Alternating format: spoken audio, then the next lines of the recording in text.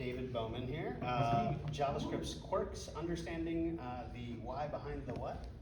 And yeah, thanks for coming and looking forward to hearing. Yay! Where are we? Okay. So I'm David. It's nice to meet all y'all. A little bit about myself. I guess I'm an engineer. I do a lot of coding on the computer. I used to run a development agency. I sold that, which was super cool. I highly recommend you sell your companies. And now I work, I guess, as a solutions architect / consultant, where, I don't know, you just raise your hourly rate and people seem to think it's okay. I'll tell you all one key secret to life. When I ran an agency, nobody wanted to hire me, and then I sold the company, and then all of a sudden everybody wanted to hire me. No one actually cares what you sell. As long as you sell something, people assume that you like 10x your skill level overnight. And so it's a little tidbit of true information. So today I'm going to chat with you about JavaScript Quirks, the guide to better understanding and mastering the language. I apparently changed the title. But really, there's two things happening. I'm going to talk a little bit about JavaScript Quirks, which is the least interesting part of it. But the more interesting part is to my knowledge, the audience here is generally people who I've been led to believe are somewhat still getting into engineering. Maybe they're looking for jobs, maybe they're interns, maybe they have some mid-level experience, whatever it may be. The main goal here is to kind of excite people's imaginations a little bit about coding, kind of give them some fundamental understanding of what's happening beneath the surface, and maybe more importantly, interest people in learning more. I see a lot online, whether it's Twitter, which is where I live, it's X now, I guess, which is cool. But a lot of people, especially tech influencers, people like this, they make a lot of jokes about these types of things. And I see hundreds, thousands of comments of people just laughing at, oh, JavaScript sucks, oh, C sucks, oh, Rust sucks, all these things. But the truth is that all these languages are actually generally pretty good, and there's a lot of reasons why these decisions are made. And instead of just laughing at them and belittling them, it somewhat makes sense to look a little bit under the hood, understand why these decisions occur, and maybe gain some respect for the decisions that were made. JavaScript, I should mention, is not my favorite language, so I'm kind of almost on the other side of this. But with kind of the bringing in of TypeScript, it's become something that I actually truly love. But I think it's worthwhile to understand JavaScript, the issues with it, some of the things that maybe TypeScript fixes, but just kind of bring some acceptance around the engineering. So today I'll talk about some JavaScript quirks. I'm going to talk about maybe some best practices in TypeScript kind of quickly, the importance of learning underlying systems, how to expand your skill set. I'm going to try to motivate people to do things they haven't learned. There's a lot of front-end engineers that haven't done anything on the back end, and it's kind of silly. It's super easy these days. Go sit there and spend a couple of weeks learning how to do it, and then you can just charge a lot more money, get a promotion, whatever it is.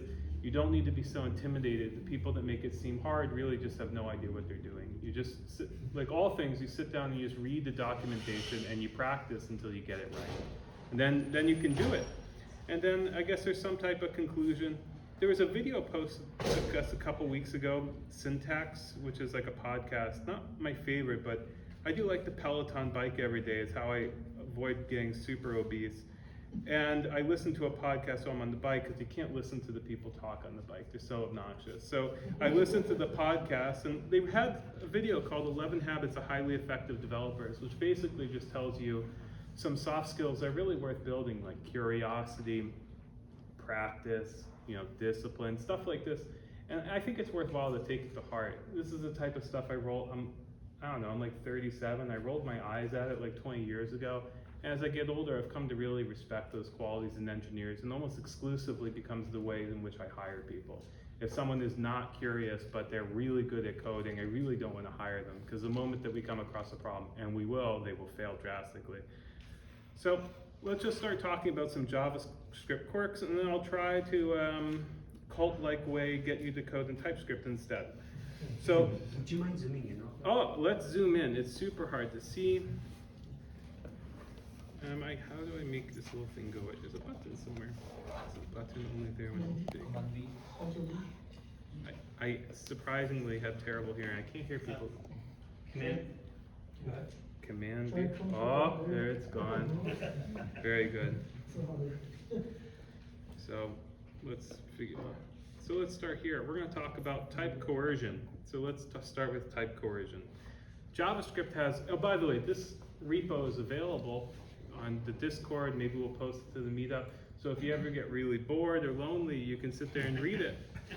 And you can try to imagine it in my words with the YouTube video, and you'll have a comforting friend sitting beside you. So type coercion is kind of simple. And you see these types of complaints all the time. Like, let me show one over here. Number coercion. We'll show it in JavaScript. Something like this. We have a function. It's called add numbers. It takes in two variables and it adds them, right? But maybe sometimes it doesn't. If it gets 1 and 2, it becomes 3. If it gets 1 and a string of 2, it becomes 12. I mean, everyone logically kind of understands why this happens. But the technical reason for it is it does type coercion. It says, oh, this is a number, this is a string. They're secretly both strings. And so we're just, what is it called, concatenating? I don't remember. Yeah. We just concatenate the strings. Number 1 and string 2 becomes 12. Okay. So I think, but what's more important than maybe understanding why this happens, or sorry, maybe understanding what is happening, understanding why. I mean, this starts with some of the history of JavaScript. Like when you look at Python, when you look at C, I mean, there are certain types of type coercion, but generally not at the surface level it occurs. But on JavaScript, it was originally meant to be pretty flexible. Like, it's a scripting language. It's right there in the word. And so people, sometimes you put in strings, sometimes you put in numbers, and it makes its best guess of what it should coerce. This is kind of valuable. I give an example here. Like here, so this is an example of how we can forcibly coerce or check. Like here, if we check if it's a string, we turn it into a number. This is a function in JavaScript. Cool. We forcibly coerce it to a number, and so now if A is 1 and B is 2, it now becomes 3. We've coerced them into numbers. We can actually code to coerce to fix these types of issues. If not, you might get some type of bad output. Python, you have to do similar work. You have to turn it to I guess you could turn it to an int. I didn't, because I used, float examples. But here you're still going to get, value errors, if you just toss in two strings that can't be coerced to numbers, or in this case, floats. But the point being is that some of these issues that you see people online, like, oh my gosh, 1 plus string 2 equals 12, this is really embarrassing for JavaScript. How can you possibly run the internet doing this? This is actually a familiar problem across multiple languages. Type coercion is a flexibility that the builders of the language thought is probably necessary. And one of the major issues with this isn't that it happens, it's that it happens and people aren't aware of it. So watch this. We're going to look at TypeScript. For people that don't know what TypeScript is, it's like JavaScript, except for you forcibly type things. For example, here we have add numbers, again the function, which takes in two variables. I left them the same name, A and B, and we force them to be numbers. This little colon and number over here says that the return will be a number. So it guarantees that A and B must be numbers, and what comes back is a number. This makes sense because we're adding them, right? That's what happens when you add numbers. You get a number back. So this is really nice. When you add actual numbers, it comes like this. But when you try adding a string, you get an error. TypeScript error, arguments of type string, not assignable to parameter type number. This is great for an engineer. Like, this is obviously a simple function called add numbers, right? We know what it does really without having to look too hard into it. But imagine you have a far more complex function that has maybe, I don't know, let's call it 5 variables that could have very complex typings, whether they be animals or weather types or colors or things like this. It's kind of nice when you build things in TypeScript because I can just hover over them like an idiot and it tells me, oh my gosh, that's my function. It takes in numbers and returns a number. You can also add documentation aside to this. So this is kind of nice where you have an issue where we have type coercion, to be flexible, and sometimes people aren't aware of that flexibility, and so they code functions which are too flexible that cause errors. More importantly, errors that you might not notice until it's too late. Like if this is a large application and you're QAing it, you might miss it, and then it turns out that the bank is trying to add numbers and now you've lost your job and you're going to jail. It's sometimes nice to have the safety of type safety here telling you, if you type in something wrong or if it's connecting to an external API that they get an error saying, sorry, can't accept strings, going to need some numbers, is really nice to kind of remove some of this flexibility in some cases. Is there any other cases interesting here of number coercion? Subtracting. Let's talk about subtracting for a second. Subtracting has another interesting thing. So for example, with strings, if we take a string of 1 and a string of 2 and we add them together, we get 12. Or if we had a number of 1 and a string of 2, we still get string of 1, 2. You know, but with subtraction, we don't get this, right? Because you actually can't subtract string from a string. It doesn't happen. So you get more errors, which is kind of nice. So it cannot, in this case, coerce a number to a string, right? Because you can't just do C minus D. It doesn't make any sense from a string perspective. It only makes sense from a number perspective. So in particular, the point being is that the flexibility isn't perfectly flexible. I mean, in some ways it is, but in some ways it can't do certain things. You can't subtract strings from strings. It doesn't make any sense because it's not the function. When you're adding 2 strings, you're concatenating. When you're adding 2 numbers, you're performing addition, right? But the point being is that the coercing numbers don't always become strings, only in cases where they're predefined. Now, do we have any other interesting number coercions? I guess we can also loosely and strictly compare. I have different examples here. I'm trying to think if any of them are actually that interesting. The point being is in JavaScript and TypeScript, we get 2 equal signs or 3 equal signs. 2 means that we're loosely comparing. So for example, number 1 and string 1 is true. They look pretty similar, right?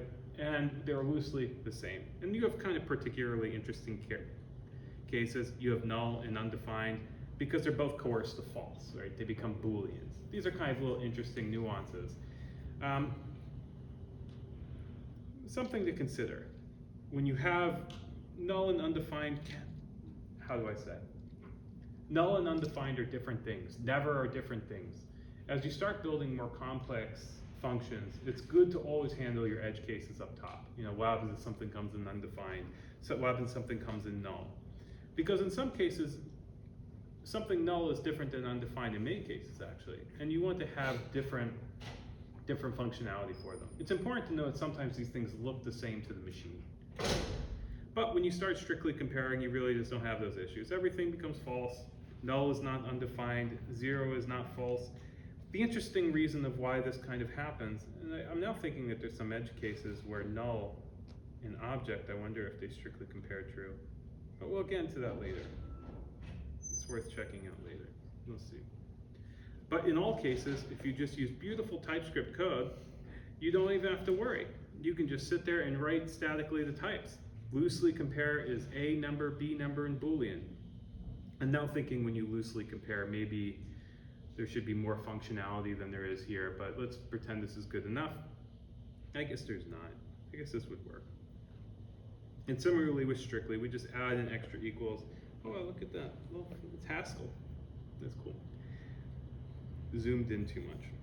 But the point being is, types coerce in JavaScript to add flexibility. This is really nice in some cases, particularly with old parts of the internet. The reason why we don't forcibly put static typing in absolutely everything is like 98% of the internet would like die overnight. The information error would come crashing, and it's not a good sign. So we kind of have to remain flexible. Like if you start flexible, you can't just become more, what's it called, opinionated. You have to kind of maintain the same level of opinions. TypeScript is an attempt to be more opinionated about how code is working. If you don't do it, I'd highly recommend it. And I'd even forcibly say that if you're a new engineer typing JavaScript, or an old engineer typing JavaScript, I think the days, I mean, unless you're working on legacy code bases forever, but the days of writing JavaScript over TypeScript have to be coming to an end. Like I remember 4 years ago, I wrote TypeScript and people thought it was an alien. Now it's required, possibly required. So, do we have any questions on the very interesting aspects of number coercion? It's fascinating. Cool, let's go to Boolean coercion. It just gets better. This one gets a little simpler. Boolean coercion. What did I write here? Oh, it's so ugly. Yeah, I thought I fixed some of these things. Is there anything interesting here? Did I spell falsy? That's how you spell falsy, right? Understood. Boolean coercion. sometimes there are things that are just considered false, whether it's false, zero, null, undefined, not a number, or an empty string. They're just false. It's important to know. The reason why it's important to know is imagine that you're building some type of function out there that's connected via API. Maybe you're building a response to a webhook. Maybe you're building some Lambda response. So what do we have? Workers. Workers. Let's say we have some type of worker, Cloudflare worker that's functioning perfectly, and they don't necessarily know how your function works, right? Maybe they put in null, maybe they put in zero, but you didn't write good error handling. It's important to realize that there's a lot of different things that come back false. If they put in an empty string perhaps, which happens, it happens. It's important to handle it because you should know that if it's really just going to return something based on the false of Boolean, it's not probably going to do what you want. It will coerce all these things to false. I give examples here. Some things that don't coerce to false. Empty array, empty object. They're true. It makes sense, especially if you understand the prototype object. But the point being is that they're always true because they exist. Although they look empty, they're actually taking up a substantial amount of data. But then again, don't worry, we have TypeScript to our advantage. Now I'm going to show you the fun of generics. Does anyone ever use TypeScript generics? Exciting. I'm going to show you them really, really quick. So in TypeScript, we have something called the letter T. This means type. It's right in the name of the language. And it's forcibly a generic. Just something, no one here's goal is to understand how TypeScript works. The goal is to get you as excited in my monotone voice as you possibly can to go be motivated to learn the documentation of TypeScript. Because there's really no better way to spend a weekend. It's kind of pathetic. I got married to my wife in Turks and Caicos. And we were in, what's it called? You sit under the thing, it's like a canopy almost, right? Yeah, by the beach, that's where you go. It keeps it, I sunburn really easily because I don't go outside. But I was in there, I was reading the TypeScript documentation for the new version, it very possibly could have been the day of our wedding. But there's nothing better you can do with your life. No, but it's funny, but now we understand how to use generics better, right? You really have to think in the long, like a marriage is forever, but so are types. Think broadly about these things. So here, let's give an example of generic using Boolean coercion. So T just says that, hey, I'm going to give you a variable. There's going to be a variable type. Maybe it's a string, maybe it's a number. So Boolean coercion is a function that takes an A, which is a Boolean, and B, which is a generic type. And that generic, and the return is going to be that exact same generic type. So for example, if I'm going to send in true, which is my Boolean, and if A is true, which it is here, then it's going to return B, which is guaranteed to be the same type. So Boolean coercion, we'll just hover over it. This is taking in Boolean for A. B, it's taking in a string called hello, and it's guaranteed, you see when you hover, look, how nice is that? It's going to return, I'm so excited, it's going to return either false or hello. You can tell just by hovering over it. This is a simple function, but it's really exciting. You have Boolean coercion, you know what it's taking in, and you know it can only bring out two options, which is really cool. Not only is it a string, but it's a very particular string. This is really nice when you work in a super large repository with thousands and thousands of functions, and you just want to, and you're saying this is broken, fix it, and you say, well, what the heck does this do? You just hover over it and it tells you. You don't have to scroll up or look at it forever. It's really nice. It's worthwhile to learn, especially if you're not paid hourly. So here, and what's nice about TypeScript, you'll see down here, here's other examples. Notice how they're all TypeScript errors. That's awesome. That's what it returns to your user. It says, no, you did it wrong, and here's why. Which is so much better than just it doing nothing and you finding out later and then you get in trouble for it. It's terrible. I think I have another example. Who cares? Let's talk about array coercion. Arrays are even more interesting. Oh, don't worry, we'll post all the updates with the correct spacing. So here we have array coercion. This is in JavaScript. It takes in, again, two variables and adds them together. Oh my goodness, does this look a lot like add numbers? But it's different. This is an important thing to realize. Our number coercion is the exact same function. It takes in two things and it returns A plus B. You could put in 1 in string 2 and get back 12 if you really wanted into the array coercion function. That's kind of stupid, right? It's called array coercion. Is that correct? Some people are looking. It's not hard. I hope I didn't screw it up. But let's look at what it does. It takes in some type of number array and it returns 4, which is because 1, 2, 3, 4. Oh my gosh, it's the exact same thing. Same thing with 1, 2, 3 and hello, just becomes strings. I'm starting to second guess myself, but I think I tested it. So now let's look at the TypeScript version. This is an even more complex, but still beautiful generic. Here, this is a function called array coercion that takes in a variable a, which is an array of some type, and then a second variable, which is of that same type, and I'm telling you it's going to return that type of array. So for example, I'm going to give it a string array, an additional string, and I'm promising you that it's going to return a string array. You know, I could just return a string array that's completely unrelated if I want, it would be fine. But you have to trust me as the engineer that I coded it to do, in this case, array coercion, but it might be, you know, add to array or something, whatever. In this case, it just concats, it just adds B. But here it's really nice. When we use the TypeScript here, array coercion, I hover over it, it says, okay, array coercion takes in a generic of number, and it brings in 2 variables, a number array and a number, and it creates a number array. That's what it returns. Really simple. In this case, an array of 1, 2, 3, and then, or an array of 1, 2, 3, and a separate variable of a number of 4. And look at it, it becomes a beautiful array 1, 2, 3, 4, just like we wanted to. But if you put in a string, you get an error, it yells at you. Sorry, this won't function because this is really nice. Imagine that you're coding and you use the array coercion function here, and then you get TypeScript error, argument of type string is not assignable to the parameter of type number, and then you just hover over it and you say, oh, I'm an idiot, 4 is a string, not a number, and then you sit there and you solve it, and then you're some type of genius and you complete your JIRA ticket, and everyone celebrates. Oh, 6 story points completed, incredible. Is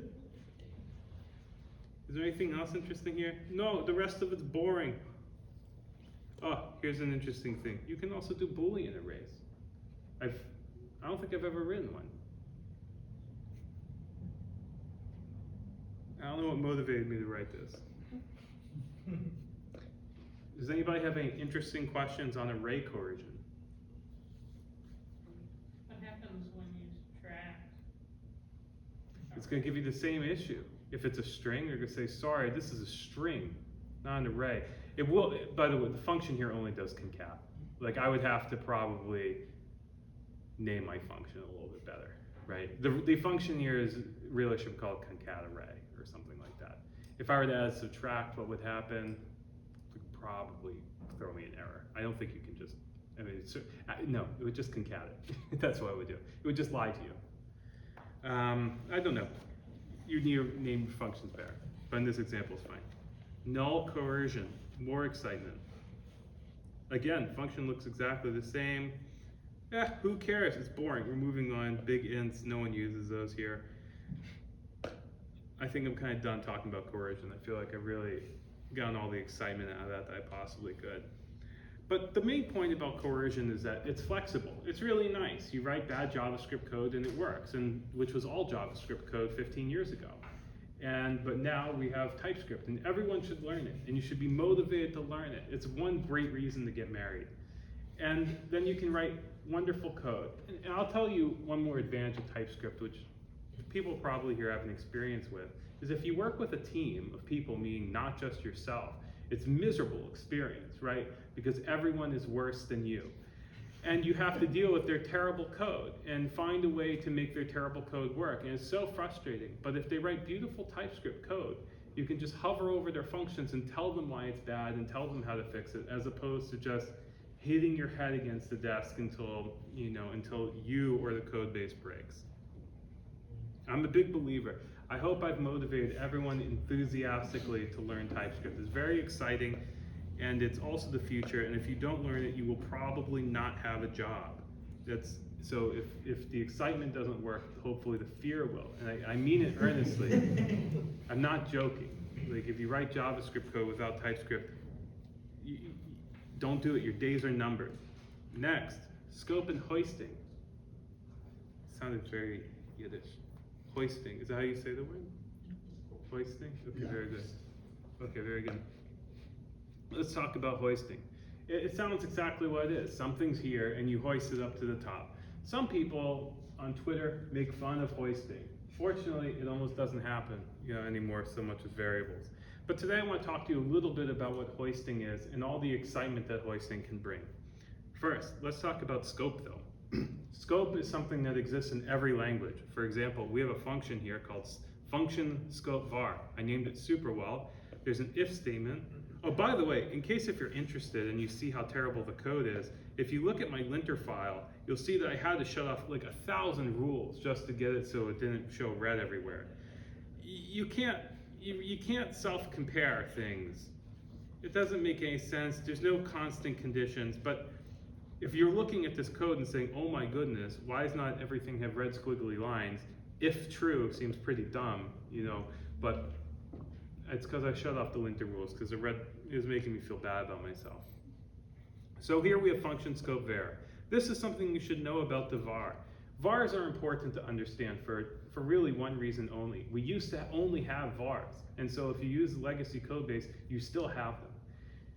They're so bad that every modern linter says, I think there's actually the main rule in ESLint. I use biome because I'm trying to be cool, but ESLint is the same thing. There's one that says no style, no var. Like that, it's like on by default. Like if you use var, it's like it gets a little angry at you. So this had 2 linting errors and 2 lines. But if true, var x equals 5, console.log, outside of the if statement, it still repeats 5. Why? Var variables hoist up to the top of the function. This thing, although it's within the if, it's secretly also here. Actually, it's exclusively there because this just eventually goes through 10,000 transpilers until it becomes machine code, but secretly it's all the way up top. This is really good when you need variables hoisted, but you don't. So you shouldn't write this type of code, but if you see it, it's important to know that it happens. So whenever you see a var, you should say, oh my goodness, this isn't where I think it is. It could be an issue, especially if you use this variable elsewhere. Luckily, it should throw errors. If you tried to name it somewhere else, like, right, what would happen if I do let x equals 10, it's going to tell me, hopefully. Can't redeclare it. There you go. Okay, so error. But who knows, maybe you don't know them. Man, I really formatted everything so sadly. Okay, here, now we have constant let, our 2 other variables. Ah, look at this.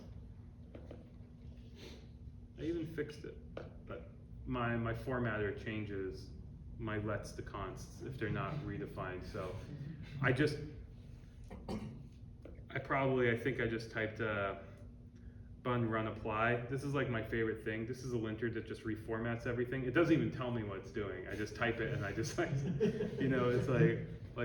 it's like giving biome the looks good to me power, so. Pretty safe. Yeah, if you have to have faith in the linter rules you apply, and then have faith that the 3 people that work at Biome for free did a great job, right? You'll catch it in the PR. Yeah, we'll catch it. I'll catch it when people don't pay the invoice on time. I'll be like, why didn't you pay the invoice? Like, nothing works. So it's, oh my goodness. But here we are. So the point being is that let and const are block scoped. They exist, how you think variables now work. That's it. It's not terribly exciting. They exist here. You can't call them here. You get an error. I can't remember if it runs. Yeah, I don't think it stops the function from running. Like if I were to call it, I think it would still function. It would just also yell at me. In TypeScript, it just when it runs, it would just yell at you. That's good. It's good to be yelled at until the code works properly. Oh, look at the sad formatting. Is it because I'm so zoomed in? Oh, yeah, that makes sense. Okay, sad. var hoisting, I guess it's kind of the same thing. So boring. What do we have here? What is this file called? Variable hosting. Didn't I just talk about this? Variable hoisting.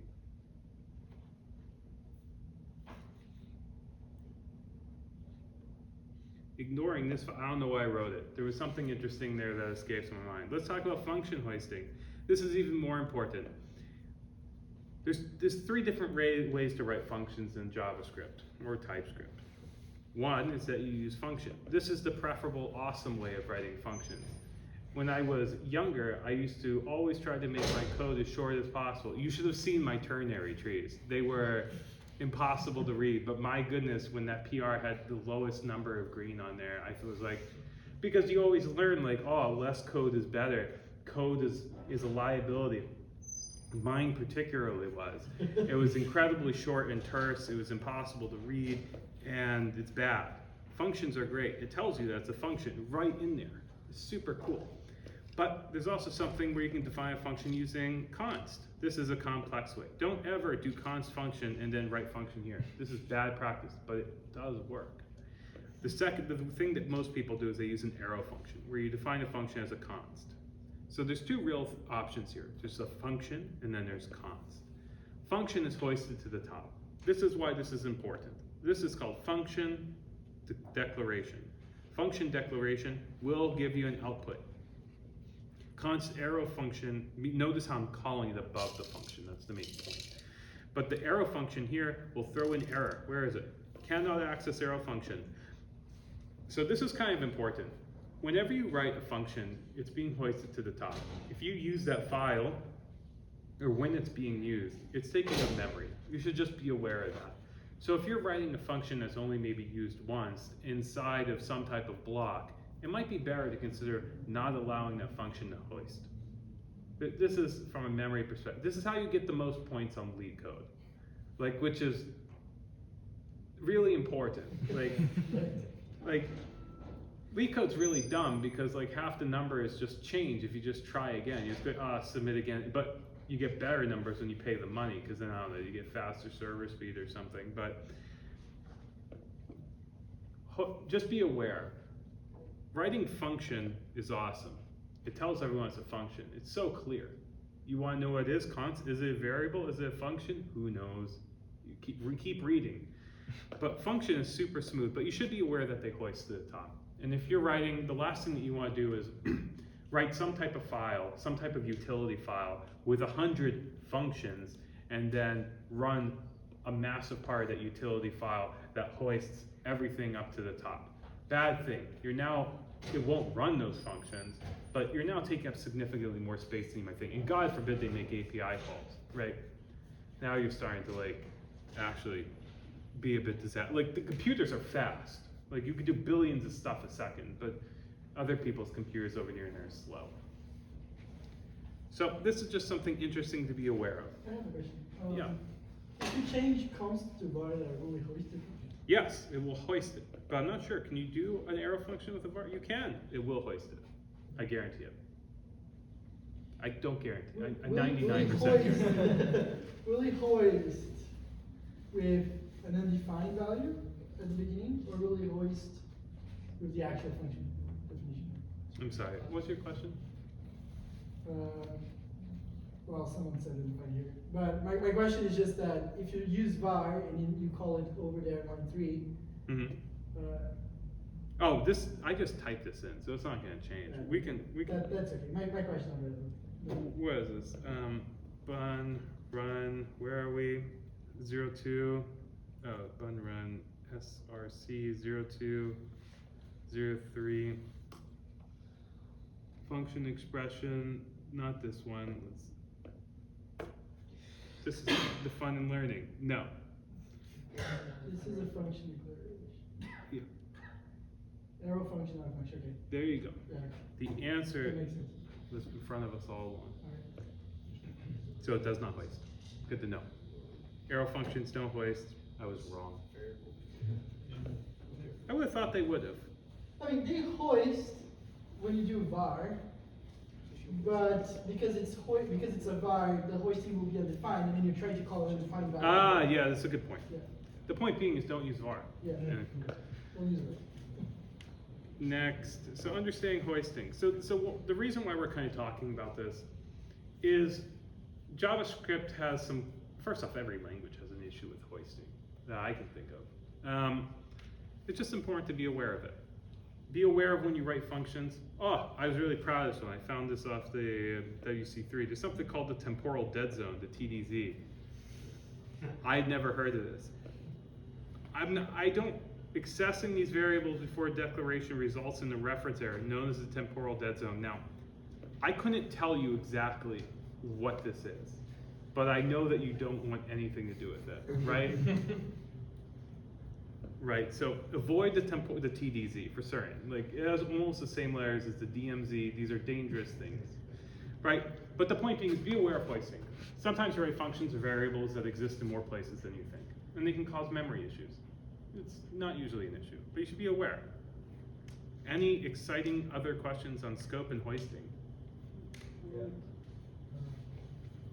I actually heard that letter class are also hoisting because, for example, if you have a function and inside the function you will use, you will call the variable that will be can we write code a bit to show the example? Yeah, I mean, are you just talking about like a variable itself? Yeah. I mean, Okay, so like we can do this. Like let's find out equals hi, and let's just do. Not this way. If you use it on a function, and we will call. Interesting. Yeah. If we will have it. That's just going to be because of how things work. Like the functions are going to toss all the variables up top. So that's another interesting thing. Be careful with your files. This is where I like to generally write things. I saw this on Twitter the other day. Somebody was complaining like, do your folders look like this? And it just had like 1,000 functions in there. Mine kind of do. I'm part of the problem there. I try to be careful with the scope of my files because I'm forgetful. It's easy to write the thing. I try to keep my scope to files to one function generally. I'm not, or at least one series of functions. Like if it's a bunch of different queries I'm writing together, then I'll put it in the same. Like if I'm querying a database, for a user, I might put all that stuff in one place. But yeah, I'd say be careful.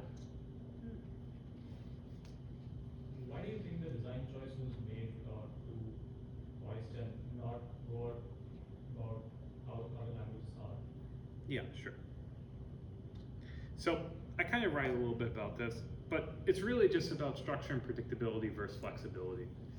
JavaScript was written for scripting. It's written generally for people that really weren't engineers, honestly, to begin with. I mean, I'm old enough to remember when the internet used to have like the dancing skeletons on it. And like, that's what you use JavaScript for. And stuff like this. It wasn't meant to create like multi-layout web applications that are querying like 50 different databases a second. Like, it just really wasn't built for this. We've kind of engaged in a far overextension of what JavaScript was created for. And one of the issues of changing the scope and, changing kind of the predictability, what word did I use here? Structured and predictability of JavaScript now would destroy large parts of the internet that have been around for decades. So we kind of have to maintain the flexibility because we have to maintain the billions of whatever that exists from years and decades ago. So I think that's why. We just have to remain, I don't think anyone likes it. Like no modern engineer is like, oh, we really need this. Like if you, like my main thing is Java. I coded a lot of Java. I didn't have this issue, but in JavaScript you have it. You just add the word script there and it becomes painful. But I think that's why. It's flexible. I tried looking up the answer to this. Everything came back flexibility. I'm not sure if it's true. I looked through the W3C. I always put the 3 in the wrong place. WC3. I can't remember WC3. Someone knows. WCC. Yeah, that one. I couldn't find an explanation there. By the way, everyone should read the WCAG 2.2 accessibility and 2.3 accessibility standards. It'll take you a couple of days, but my goodness, are you motivated? Everyone saw, what was it, the Neuralink thing? Everyone saw the Neuralink that this guy like couldn't like move, and then they like put a chip in his brain, and now he can play Civilization 6 till like 4 a.m. Like, I was watching, it's like, oh my god, he's just like me. Like I couldn't believe it. Like, and you watch like the WCAG standards, they have like this picture, like this video of this guy who has like, you call it a mouth stick. He puts a stick in his mouth to like hit buttons. It'll like leave you in tears. Like, you have to fix your contrast ratios on your web applications. Like, there's like people out there whose lives kind of suck, and like if you can just sit there and make your application accessible, like like these people are just one brain chip away from like enjoying all the same freedoms as you and me. But they say nothing about the flexibility of hoisting on their website. But the mouth stick person, I was literally crying in front of my thing. How much time do we have? 45 minutes? Okay, cool. We have more exciting things to talk about. Read the accessibility standards. You don't have to read the in-depth guide where they tell you, you know exactly, like we're talking thousands and thousands of pages, but take a day or two and read it. It's very interesting. It motivated me as a person. Type of null. This one's super cool. Very good. I was talking about this earlier. This is when we actually start to talk about interesting things, finally. So I hope I've converted you all to TypeScript. That's important. If you're not doing it, you will lose your job. I'm not even joking. Like, don't hear it from me and like forget about it. Like, it's very important that you learn TypeScript if you type JavaScript code right now. It's not that hard. You just go to the website and you read the documentation and you practice everything, and then eventually you know TypeScript. And then you can make fun of all the JavaScript people and say like, oh, do you really need all that flexibility? And you can judge them on Twitter. It's hilarious. But like, learn the code TypeScript. But now we're gonna actually talk about interesting things. Type of null. If you use the type of null in JavaScript or TypeScript, you will return an object. It's super cool. Null is not an object. It's not. I know this for a fact. But if you ask if it is, it will lie to you and tell you it is. And there's a really cool reason why. We're going to talk about interesting things, particularly about bits. This is the part of the talk thing where I try to interest you in hardware. There's a wonderful book / course out there called NAND to Tetris. Everyone should take it. It's awesome. It's about building from basic, you can do, I did it with hardware as well. Basically building simple NAND gates, which is just, you know, basic logical gates that were thought about in the 1400s and 1600s, and then kind of brought into age in the late 1800s and early 1920s by Boolean, you know, using Boolean algebra, building out basic logical gates that allow you to do really complex things. The NAND to Tetris course allows you to build simple logical gates from scratch to eventually playing the game of Tetris. You'll build your own CPU, your ALU, you'll build your own RAM. It's awesome. And you'll realize that the hardware of a computer is actually far simpler than you realize, and it's almost inevitable that we ended up here. If you sit down with your tablet or piece of paper and you write out the truth tables, building out these logical gates yourself, writing out multiplexers and demultiplexers, it sounds complex, you do it yourself, it takes a week or so, and then you're gonna feel like a genius that understands how hardware works. And then you literally open up your brain to like most of software engineering. I'm gonna tell you right now why that's important. So JavaScript generally is represented 32 bits. Bits are just single true-false things. They're either true or they're false. And together they're just Booleans. They're 0 and 1s. And we do this billions of times per second, and that's how we get all this really cool stuff on our screen. It's just a bunch of true-false things happening a billion times a second. But back in the day, we only really had we had 1 byte, which is 8 bits, in which we communicate numbers. If you do the NAND to Tetris course, you'll build a CPU, you'll build an algorithmic unit, and you'll come to really appreciate what they did in the 1920s with only 8 bits. When you learn about like Boolean, when something's the opposite of it? Complements theorem, and how we sign bits with its first integer bit, or whether it's true or false, and how if you add opposing bits that they equal 0, you'll be, I was like almost like in tears reading. I was like, I can't believe the genius of like how we assign bits. It's actually exceptionally impressive. But the point being is that we only really used to have 8 bits, 8 true false that would sit there and define what things were. In JavaScript, based on how we had bits, you know, we had 3 separate bits, 1 byte, 000, 001, 010, 100, 110, 111. We couldn't use the first bit because it was used for signed bytes. So you only had 6 options, not 8. And we only had 8 in JavaScript room for 8 different variables, because a byte is like a variable. It could be one of these 6 things, and then we couldn't use the first 2 because of how signed bytes work. But the point being is that JavaScript only really has 6 different types. It has object, int32, double, string, boolean, and undefined. You cannot escape this. Everything else is just pretending. So if you try to get the type of null, it will return an object. And that's why. It's because it defaults towards, if it's undefined, it defaults towards 000, which is an object, which is super cool.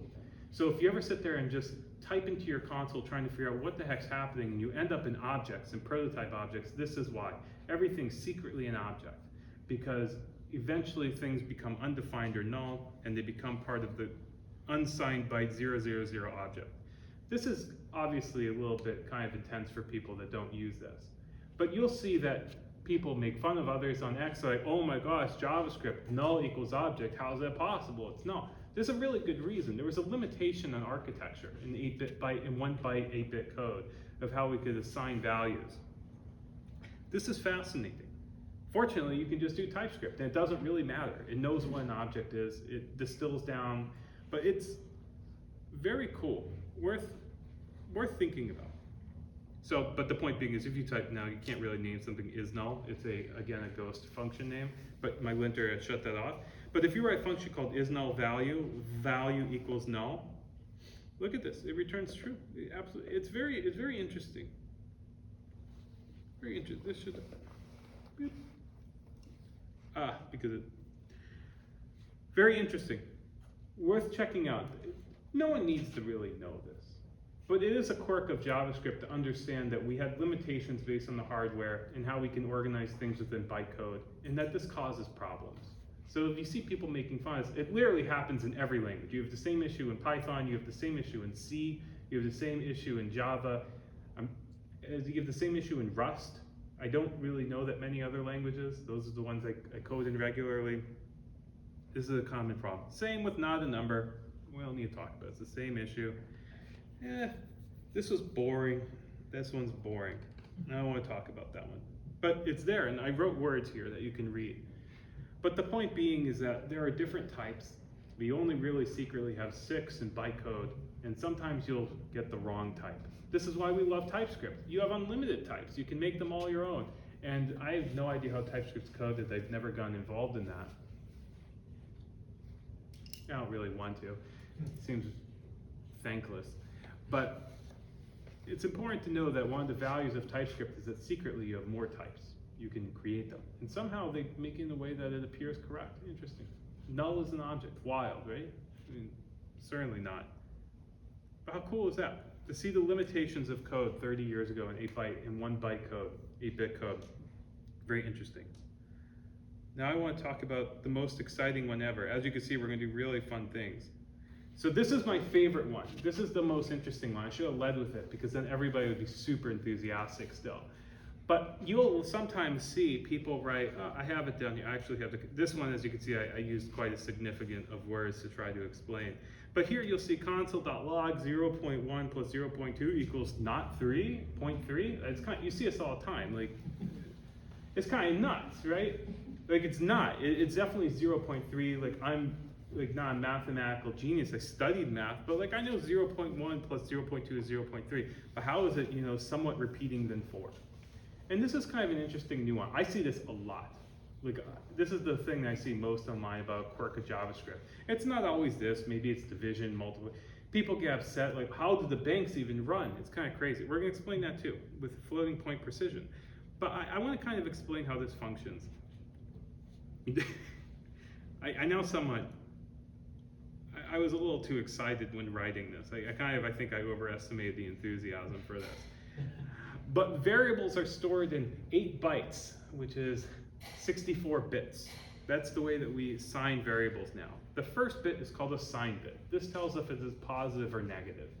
I could get into the math, but basically you're going to end up with some very large binary thing at the end. This is 0.1, by the way. Isn't that cool? So 0.1, it's going to become some type of 64-bit, 8-byte code. 0.1 is this. The first sign is byte is the sign byte. 0, that means it's positive. If it was 1, it would mean it's negative. Then the next bit, is this, how many is it? It's 11, right? I wrote it up here, cool. Then it's called the exponent bytes. I don't want to get into the math, but the point being is that this translates into a particular integer, then you subtract a certain bias based on the language, and based on IEEE 754 standards, it tells you the exponent that's going to multiply the next 52 bits by to become the actual float that we're looking for, which is called the mantissa bytes. These are 52. This is a fractional number of 52 bytes, which become a number that you then multiply, in this case, which is going to be a fractional exponent that you then multiply by the sign. You get the 64-bit representation, and this is 0.1. The main point here, who cares? You don't need to understand this. The point being is that 0.1 isn't this big number. This doesn't look like 0.1, right? It's just a big, long thing of bytes. So when you take that and you add it to this, which is 0.02, you get this. The reason why this is interesting is it now makes more sense that you don't get 0.1 plus 0.2 equals 0.3. These are just always fractional assumptions of what actual floats or integers can be. You are always somewhere on the machine ending up in bytecode, and you are always going to get some type of estimate of what the final number is. So for example, 0.1 plus 0.2 becomes this representation right here, which then becomes floating point with however many zeros and a 4 that is. So when you see people saying like it's stupid, 0.1 plus 0.2 does not equal 0.3, it makes sense if you're sitting there with a pen and paper, but when you're actually distilling it to truth-false tables on the CPU, just basically adding 1 10 trillion times or whatever until you finally get the final byte sign, it makes sense that you don't end up with 0.3 exactly. There's something to appreciate here, and this happens across all languages. And it's kind of one of the basis of not just addition, not just subtraction, but how we hoist scoped functions, how we handle variables, how everything functions. Everything in the end becomes an estimate. We are at the end limited by the number of bits and bytes that we have. It's incredibly complex and lengthy to process them. And everything that you should code, you should know, comes out to be some grand assumption of what you think it is. There is a lot of underlying systems underneath the code that you write that attempt to make 0.1 plus 0.2 equals 0.3. But what's the word? Eddie would know the word. Where are we doing? Abstractions. When you code JavaScript or TypeScript, you are about 20 level of abstractions up above machine code, if not furthermore. The point that I'm trying to make here and get people a little bit excited about is just be aware that under the hood and all the way through down to the hardware where it's just bare electricity on metal, you actually end up with a big difference in what you're actually typing in code. So there should be a little bit of empathy and compassion to our variables, that they're not always perfect. You know, it's why we got so excited when we moved to 64-bit from 8-bit processing. Right? You gain a lot more accuracy. And we should get even more excited as we increase the speed in which we can process bytes and we get to be even more accurate. But we're pretty accurate. That's almost 0.3. No? It's pretty close. It's close enough. Now I want to talk to you a little bit about how we solve this. This is something called floating point precision. I could sit there and go to a large explanation. But what we use is we use something generally called epsilon. I think I wrote down the theorem. Oh, math fact. I'll read the math fact for you. There's something called the epsilon delta definition, where we use the epsilon variable as a small positive real number to arbitrarily figure out when things are close to 0. It's simpler than it looks. We basically just sit there and we ground something, and then we make sure that it's less than epsilon. We define the precision in which we want to define our variables. When you compile your code, no matter what language it is, even if you're writing in C, it's being transpiled into something with some type of epsilon variable. If you are a bank, you may define your epsilon variable to be tighter than things where variables need to be less epsilon-y.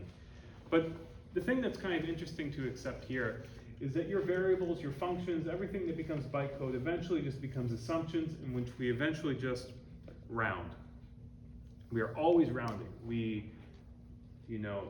What you can calculate in your head very quickly through 0.1 plus 0.2, obviously 0.3. A computer is actually going through quite a few. I should have done to figure out the number of processes an actual ALU goes through, but it goes through a substantial amount of processes to do that math. And so don't be surprised when you come up with a variable, but also feel comfortable knowing that when you compile your code, you have beautiful epsilon processes that generally get you where you want. So you can write imperfect code. You don't need to define your epsilon variables. But I think what I'm trying to get people to appreciate here with some of the quirks of JavaScript is when you see people make these complaints online about the language, it happens with every language. It just so happens to be that epsilon is slightly smaller in JavaScript, which is fine because it's a scripting language. If you need more accuracy, you can use a framework that has more accuracy. You can define your own precision points. But this exists no matter where you are. In the end, it's just a computer that only understands truth or falsy. Does anyone have any cool, exciting questions about floating point integers and epsilon variables? So how, so what is the correct way, for example, to say 0.1 plus 0.2 is equal to 0.3? Oh, you define an epsilon variable and you, yeah, or you just use a framework, and it, like if you compile your JavaScript code, it'll become 0.3. It makes assumptions. JavaScript, the ECMA standards makes assumptions about base epsilon. I don't remember what the exponent is, how many zeros, but it's significant. But you know, if you're a bank, you know, and a millionth of a fraction of a penny matters to you because you're doing 1 billion transactions a day, you know, you should be aware that you might need tighter security than you know what the defaults are by ECMAScript. Oh, another cool thing, call it ECMAScript, not JavaScript. People will assume that you're very, very capable. And then tell people you read the WCAG 2.3 accessibility standards coming out later this year, and like, you can work at a university or something. You know, what's up? I was just curious if how precise your epsilon is, if that has any sort of storage implications that matter at all. It's a good question. I mean, obviously yes, but it's just probably going to be another few hundred transactions, and then it's still going to be stored in the same variable. We're just rounding, but we're going to have to, there's going to be a lot of requests. I mean, we're not talking about API requests that take milliseconds. Like, this is gonna happen in like 1,000th of a nanosecond. So it's valuable, it's worth doing. If you have the need to worry about your own default and precise epsilon variable, then you're probably not concerned about the cost of the additional you know, storage, right? I can't think of a case where that wouldn't be true.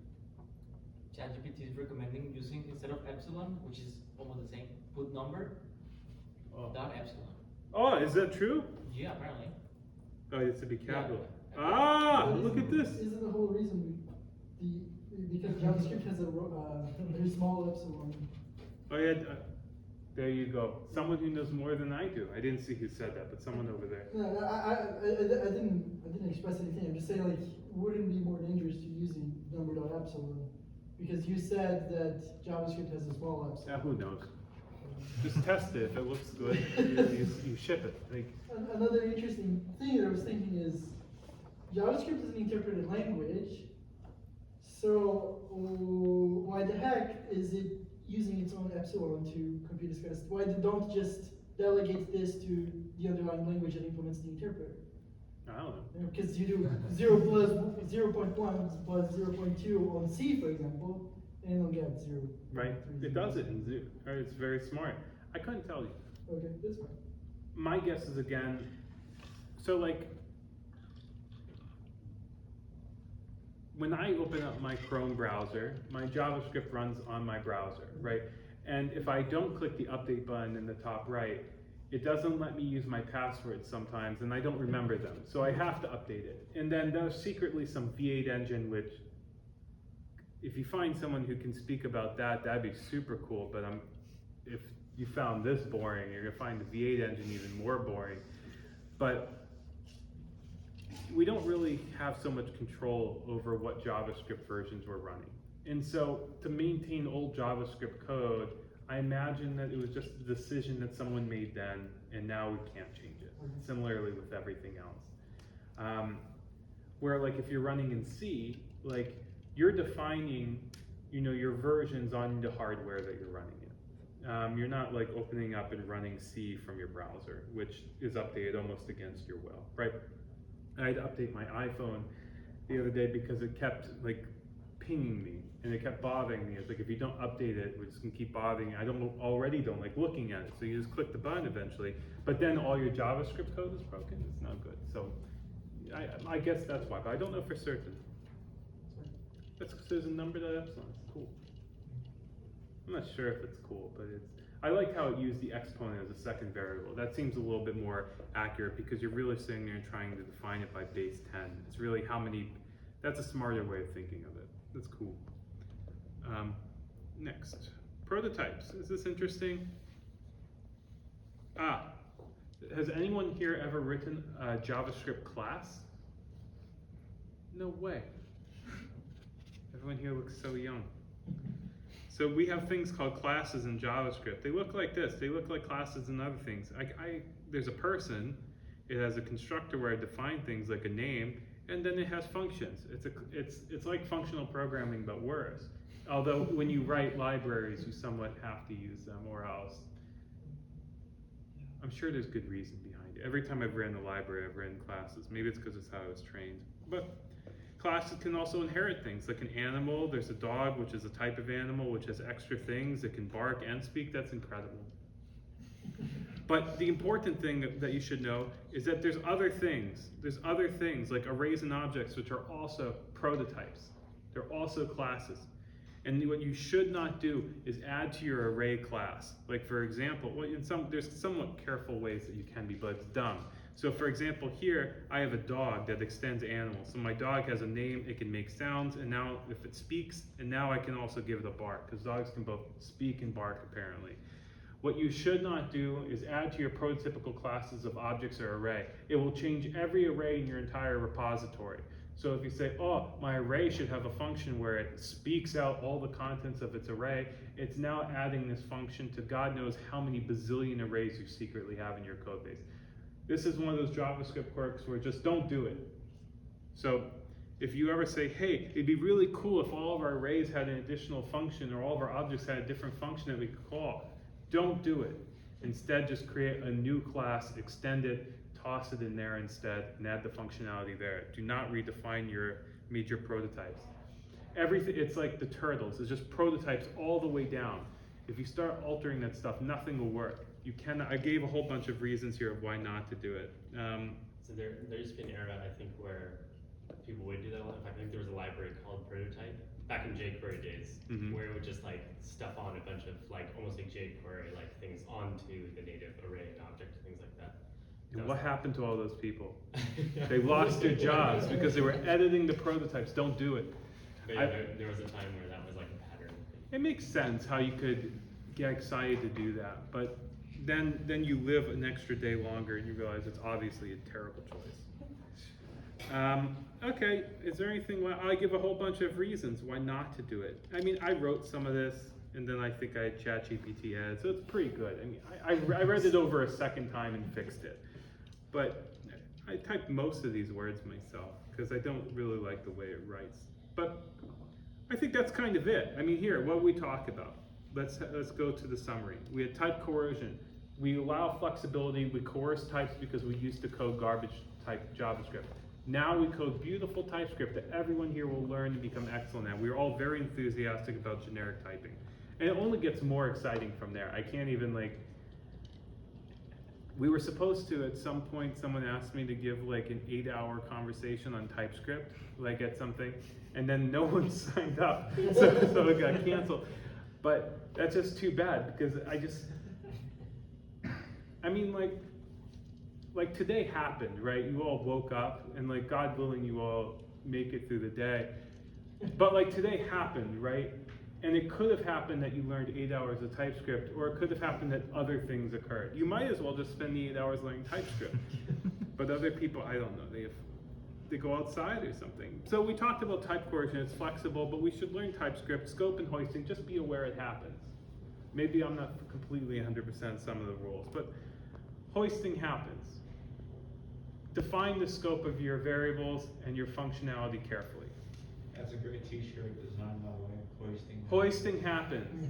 Just remember that. Zero trust. Like hoisting happens. Typeof. We have typeof. There's something very cool. Some things are secretly objects because they default towards the bytecode is 000, and in 1 byte, 8-bit code, where the first one's a signed byte, and we get 3 bytes left. There's only 6 types of values, and sometimes things just secretly become objects. And we can't change it or else it will destroy the internet, but you should just be aware. Another good reason to use TypeScript. That way you can actually define the types you want. Sometimes everything's just gonna become an object, which things all secretly are anyways. Then we talked about floating points, which was where people were most enthusiastic.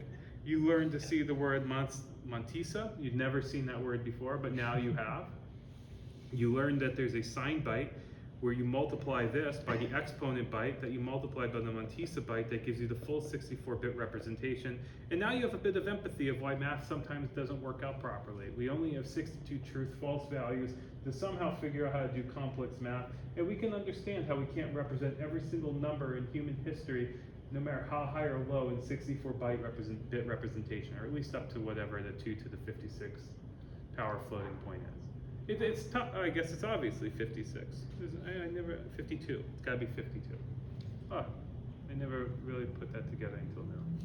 In case if you does anyone know, is 2 to the 52 the max floating point? Is that right? I think that's that one. But now it makes sense. That's the mantissa number of bits it gets in 8-byte code. Cool. Good to know. But now you have some enthusiasm and some empathy of why we can't represent numbers perfectly. And you can take solace that this happens in every language, just that other languages define more tighter epsilon levels. And so that's why we have it. If it's a problem for you, you can fix your epsilon.